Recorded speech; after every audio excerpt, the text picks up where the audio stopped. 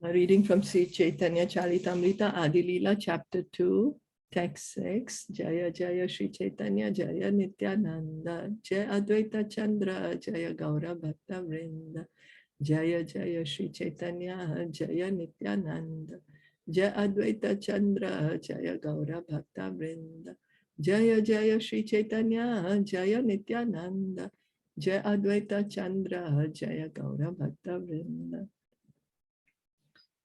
Brahma Atma Bhagwan Anuvadatina Anga Prabha Amsha Swarup Tina Videya Chihna. Impersonal Brahman, the localized Paramatma, and the personality of Godhead are three subjects, and the glowing effulgence, the partial manifestation, and the original form are their three respective predicates.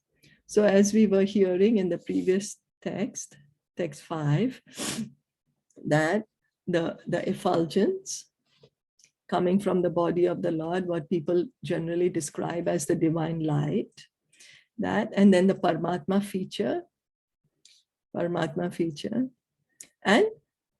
and Krishna's original form, his personal form as Shyam Sundar. They are the three subjects, they are saying. The other three, they totally make up the supreme absolute truth. You know, only understanding God as light is a very preliminary understanding, partial understanding. Understanding him as a super soul, as Paramatma, is a little higher than understanding him as light, but it's also not complete. But understanding that, oh, he's a person, and that the light and the Paramatma feature are his features, that's a complete understanding. Anuvadi age pache vidya sthapana se artha kahi shuna shastra vivarna. A predicate always follows its subject. Now I shall explain the meaning of this verse according to the revealed scriptures. Swayam Bhagavan Krishna Vishnu Parat Tattva Purna Jnana Purnanda Parama Mahatva. Krishna, the original form of the personality of Godhead, is the summum bonum of the all-pervading Vishnu. He is all perfect knowledge and all perfect bliss. He is the supreme transcendence. So Krishna, original form. Now, everyone wants to know who is God? How does God look like? God looks like he is blackish, bluish boy, ever young, 16-year-old, holding a flute, lotus eyes, having a peacock feather. That is Krishna, that is God. That's his original form of God. And he's the summum bonum, he's the shelter of the all-pervading Vishnu. Lord Vishnu is there everywhere in the creation, in the Vaikuntha. And who is the shelter of Lord Vishnu? Is Krishna. He is all perfect knowledge and all perfect bliss. Krishna has, he has Satchid Ananda, three features as we had been reading. Eternal, full of knowledge, and full of bliss. All the knowledge we want to know, Krishna knows. All the bliss we want to experience, Krishna experience. He's the supreme transcendence. Nanda Sutta Bali Yanre Bhagavate Gai Se Krishna Avatirna Chaitanya Gosai. He whom Srimad Bhagavatam describes as the son of Nanda Maharaj has descended to earth as Lord Chaitanya. So who is God? Krishna, the son of Nanda Maharaj. So there is no doubt that Krishna in Vrindavan is the original form of God. He's the original person, original personality of Godhead. And then this same son of Nanda Maharaj, Lord Krishna, has come as Lord Chaitanya. According to the rules of rhetorical arrangement for efficient composition in literature, a subject should be mentioned before its predicate. Okay, so this is like grammar, the rules of grammar. The Vedic literature frequently mentions Brahman, Paramatma, and Bhagwan, and therefore these three terms are widely known as the subjects of transcendental understanding. But it is not widely known that what is approached as the impersonal Brahman is the effulgence of Sri Chaitanya Mahaprabhu's transcendental body. Nor is it widely known that the Supersoul or Paramatma is only a partial representation of Lord Chaitanya, who is identical with Bhagwan himself. So here again, the point is stressed because Lord Krishna and Lord Chaitanya, they are the same. Krishna comes as Lord Chaitanya 500 years ago. He came in Kali Yuga. He came himself. Krishna came himself to give us this Yuga Dharma chanting of the holy name. He wanted to experience what is the love the gopis are experiencing. I want to experience what does a devotee feel when they are loving me. I want to be able to feel that love. He's God, but he couldn't understand what is the love a devotee is feeling. So he came in the form of a devotee. And so all the transcendentalists, if we read the Vedas, how they describe the Supreme Lord is somebody will understand the Brahman feature or Paramatma feature. And then the highest understanding is, of course, that the Supreme Lord is a person, and that the Brahman feature is the effulgence, the light coming from him, effulgence coming from his body. Paramatma is his all-pervasive nature. How they say omnipresent, he's omnipresent in his Paramatma feature. But that's only a partial representation. And so Lord Chaitanya being Lord Krishna, this Brahman feature is the effulgence coming from the body of Lord Chaitanya. Paramatma feature is his partial representation. And Lord Chaitanya is Bhagwan himself. He's not different than Krishna.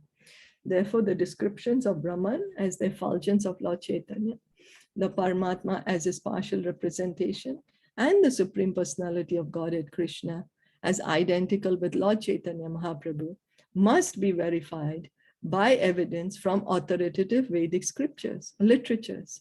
So the author, Krishnadas Kaviraj Goswami, is like, when a lawyer is presenting a case in court, so they always quote, "Oh, my lord," he'll tell the judge, that according to this law book, according to this section, this is the law. So same, devotees, they don't just make up things. They don't say, "Oh, I heard this from somewhere, so it should be true," or "it must be true because somebody told me." No, they always provide evidence of what they are speaking. And the evidence comes from Vedic literatures, from the revealed scriptures. So let's see, the author wants to establish first that the essence of the Vedas is the Vishnu Tattva, the absolute truth, Vishnu, the all-pervading Godhead. So the first point is to understand that what is the essence of Vedas is absolute truth. All the Vedas, they're trying to say that. Absolute truth.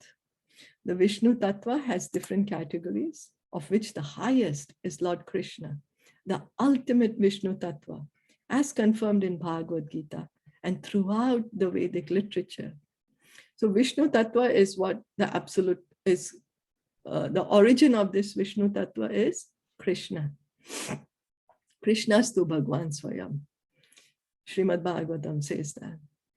In Srimad Bhagavatam, the same Supreme Personality of Godhead Krishna is described as Nanda Sutta, the son of King Nanda.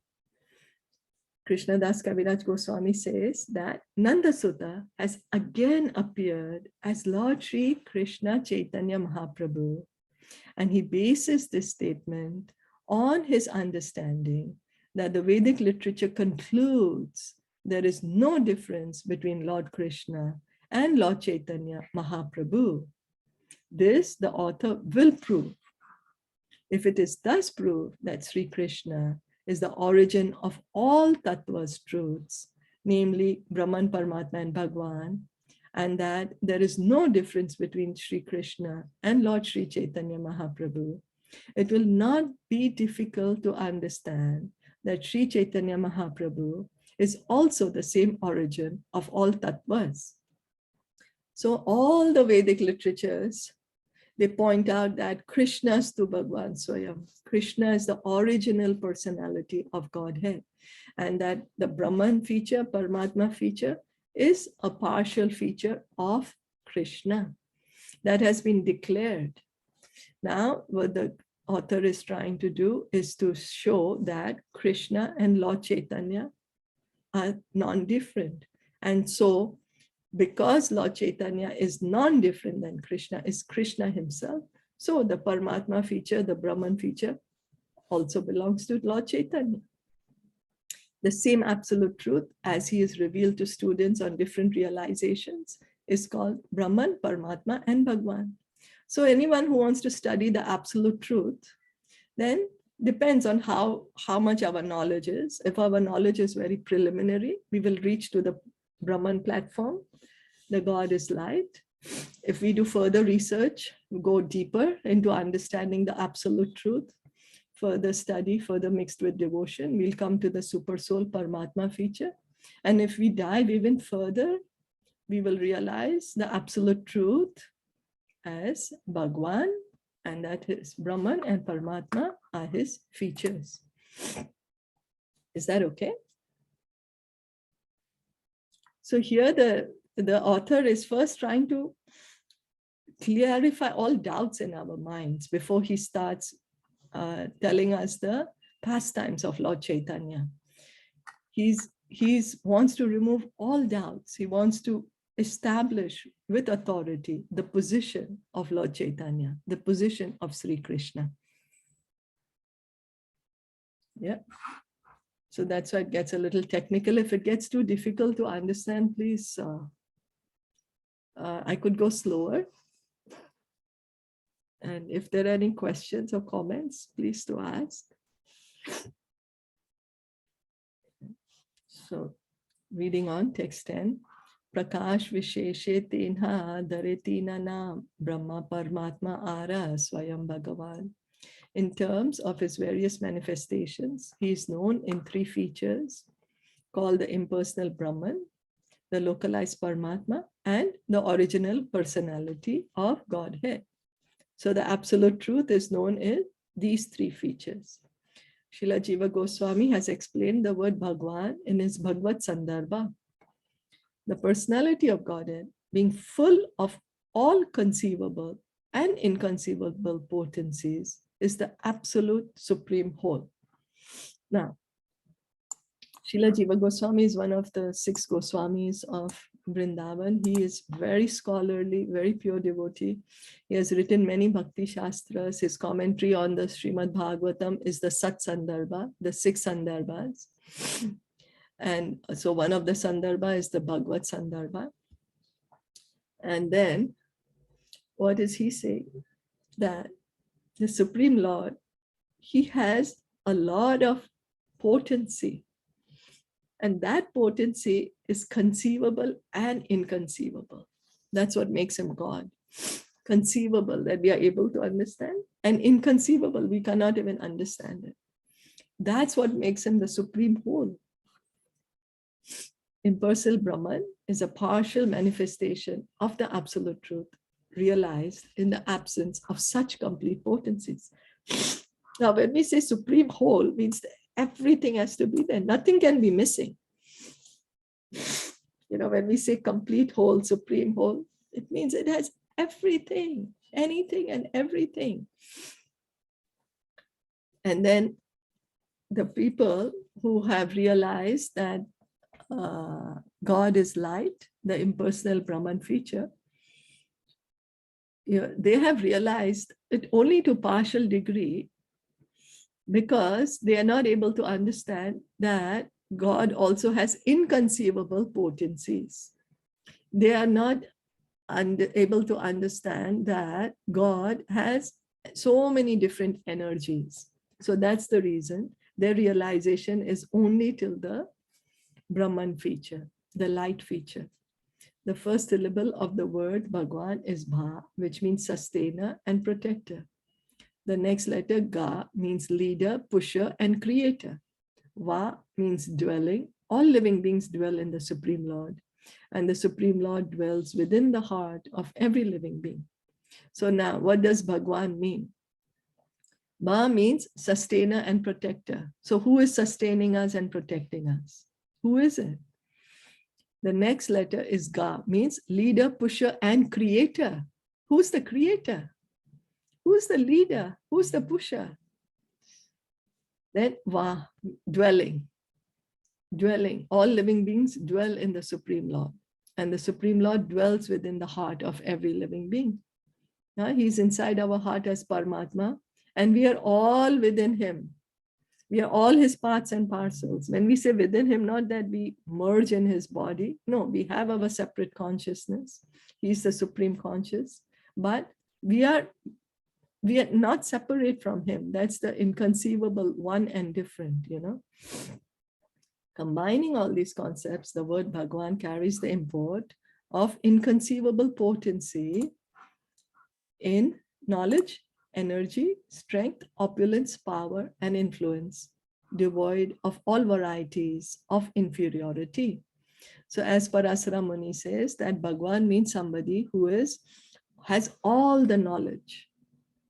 Means all the knowledge, not only limited knowledge, but complete knowledge.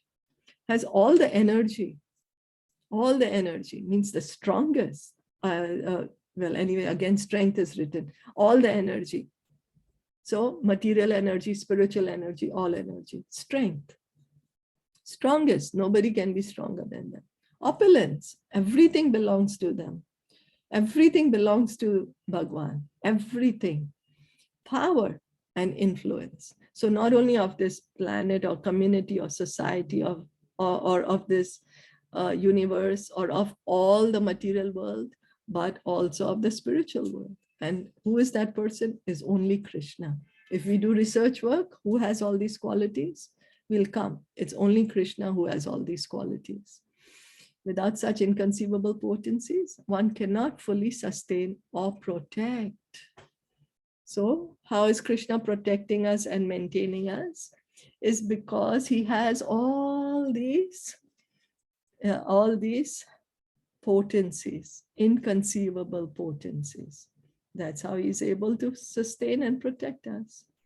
Our modern civilization is sustained by scientific arrangements devised by many great scientific brains. We can just imagine, therefore, the gigantic brain whose arrangements sustain the gravity of the unlimited number of planets and satellites, and who creates the unlimited space in which they float. So here in our modern life is all with scientific discoveries.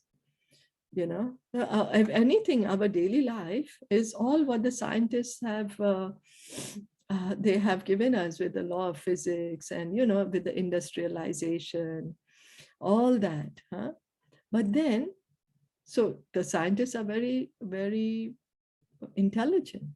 They are very intelligent. That's the reason they're able to give us these products with which our life has become easier. So then, what about Krishna's brain that he's arranged the whole space? He's created the planets, he created the law of gravity. So the scientist, he just discovered the law of gravity, Newton's law of gravity, but he didn't create that law. Newton didn't create the law of gravity. He just discovered this law of gravity. So who created this law of gravity? Who created the law that every action has an equal and opposite reaction? The scientists are only discovering these things, but who's the creator of these? Must be somebody who's very intelligent. It requires intelligence to discover these laws. So how much intelligence is required to create these laws? And then that's Krishna.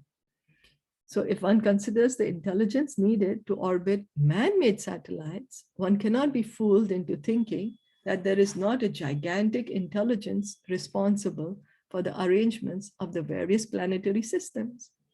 And now if somebody says, okay, I know how to send a satellite, but do they really have the intelligence for it? No, but there are certain people who are. They are sending satellites into space. They have studied the science of the space, and they are able to send. So they're so very highly intelligent. Now, how much intelligence is, so much intelligence is required to send one satellite into space. What about Krishna, that he's making so many planets be in the space at one time? Everything is going on in order. You know, there is no reason to believe that all gigantic planets float in space without superior arrangement of a superior intelligence. This subject is clearly dealt with in the Bhagavad Gita 15.13, where the personality of Godhead says, I enter into each planet, and by my energy, they stay in orbit. Krishna says in the Bhagavad Gita, that all this law of gravity and why everything is happening in a proper system is because of him. It's his energy. Were the planets not held in the grip of personality of Godhead, they would all scatter like dust in the air. Modern scientists can only impractically explain this inconceivable strength of the personality of Godhead. So Krishna is creating and maintaining and highlighting all with his different energies. We'll stop here for today because it's a little longer. Yeah, we can stop here for today, I think. So thank you so much for joining in. Hare Krishna, Caitanya Caritamrita ki jai, Srila Prabhupada ki jai, Gaura Premanande, Hari Hari Bol.